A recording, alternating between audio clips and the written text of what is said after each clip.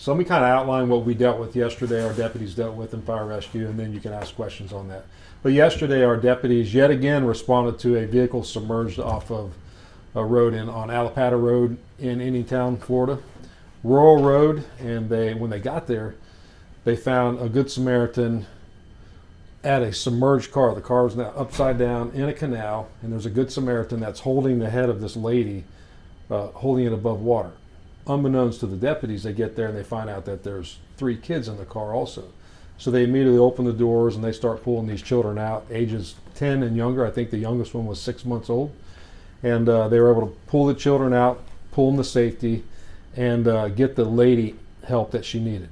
Now, about that crash, we learned about that crash because an observant driver was driving ahead of this female down Alapata Road, headed towards Indiantown, and they noticed all of a sudden that the car behind them was no longer there, and there's nothing there. There's nowhere to turn. There's no reason for that car not to be there. So they turned around and drove back and saw a small trail, the width of a car, leading off into the canal area.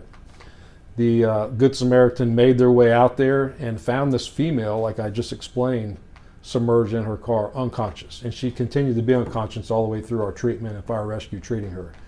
Our investigation leads us to believe that this female, who our deputies know, they've been to several calls with her in Indiantown, has suffered from seizures recently and may have had a seizure which forced her to drive the car off the road and into that canal.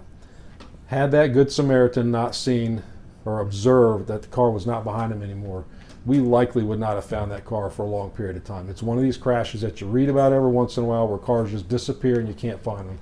But thankfully that Good Samaritan noticed something was wrong and went back, and our deputies were able to help them render aid for the female and save the kids. Now, the question I had about the kids were they buckled into the car? They kind of were.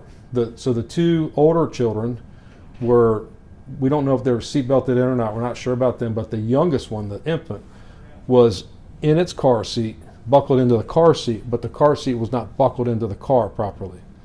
And our deputies explained to me, had that child actually been buckled in properly, they would have likely drowned based on the positioning of that car.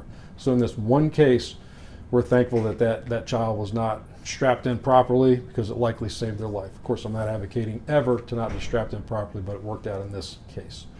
So with that, I gave you the short version. We're again proud of our deputies, fire rescue, the Good Samaritan that helped out. They were able to save, for sure, the mom's life and then these children's life also.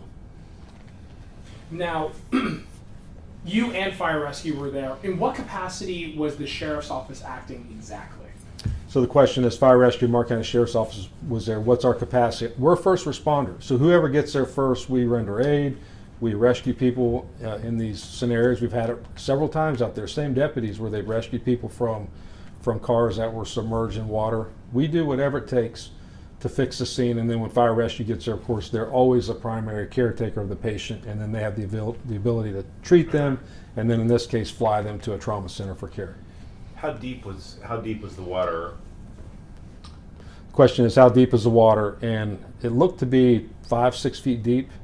Again, the car is upside down, and the water is about halfway up the car. And it's kind of set and awkwardly positioned underneath the water, half of it under the water, half of it outside of the water. Sheriff, that's like the second car crash in the water about to that the say deputies have pulled out. I mean, talk to me about the waters in South Florida and the dangers of them going into that water. So the question is, talk about the dangers of cars going in the water. Florida is surrounded by water. We're a peninsula, and then the interior of Florida is ponds and lakes and rivers.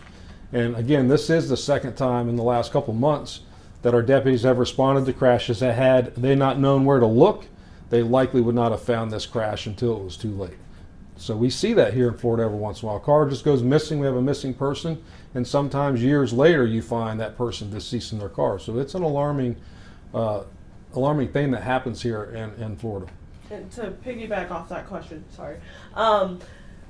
This is like another incident that happened this weekend too as well. As a sheriff, I mean, you have to be proud of your first responders, even the people in the community, the Good Samaritans who are helping people. Just talk about what it means to the sheriff to be able to have like a good, I don't want to say run, but like just good news come out of both of these incidents that happened. So I don't know how to rephrase that question, but Well, that's yes, okay, I don't you, rephrase you it. said it. Our deputies, they put their own safety aside on a regular basis. In this case, you know it, there's alligator snakes, you know, they're heavy, they're going out there with all their gear on. They don't care. They care about going out there, doing their job, and saving lives, and that's what they do day in and day out. And of course, we're proud of them for that, and our community respects them for doing that. They back us up. Our community is always heavily engaged in anything going on, be it a crash or a missing person or an investigation. We work collectively together to be successful and have successful resolutions like we had yesterday. Do we know the current status of the children who were in the car and the one adult who was in the car? The question was current status. As of last night, yesterday, the female still was not breathing on her own. They were optimistic that she was going to have a positive outcome, but the children actually were unharmed. Is that a road where there's typically accidents? I mean, just driving down anecdotally today, and there's, you know, stretchers without the shoulder, exposed water on the sides. Is that kind of a problem road that you typically see rough accidents at? Or? So the question is, do we typically have accidents there? And the answer is not a lot of accidents there, but when we do have them, a lot of times they're significant. That road is straight for a long distance, and then there's a little bit of an S-curve in there. When we do get crashes, most of the time they're at that S-curve in the middle of the night when people just miss the corner. How old was the driver? I guess the presumably the mom of the 3 kids. The question is, how old was the female driver? I don't know. I'm not sure. Was that the mom of the kids? Yes. Was there anything of speeding of DUI influences, or was it she was smoking? Was she on the phone? That caused. The question was there anything that would suggest that she was drunk or on the phone or Yeah. anything? From our investigation so far, and looking into her history, it looks like there may have been a seizure that took place that caused the crash. Sheriff, we spoke with residents in the area. I know it's a bit of a desolate area, a Sure. lot of farmland out there, but they said that a lot of these crashes are happening more and more frequently over the years, and we just had some fatal ones earlier this month. What is your office doing to try and prevent these fatal or near fatal crashes in Martin County? So the question is, what are we doing to prevent near fatal crashes in Martin County? That area of Indiantown specifically, we've got 710, which has been our #1 road for fatalities really in the last 10 years. We've had 30 fatalities there in the last 10 years. This last year we wrote 2,000 citations out there. So we're trying to slow the traffic down on that road. We've worked with the village of Indiantown and the county to do some widening projects. But the bigger picture out there that we're working on currently with the state, and State Representative Snyder is working with us, and the head of the DOT is working with, getting the road widened. It's already allocated for funding, but that's not until 2029, I believe. We're trying to get that hastened and get that up and running sooner to cut down on those fatalities. Another road right there in that proximity is Highway 714. That's also a 2-lane highway. People are moving fast through there. We get a lot of head-ons. We're writing citations out there. Alpata, we don't get as many there. But I was out there the other day and deputies were writing tickets before that crash. So we do traffic enforcement, but it's not just us doing our part. The community has to slow down and do their part.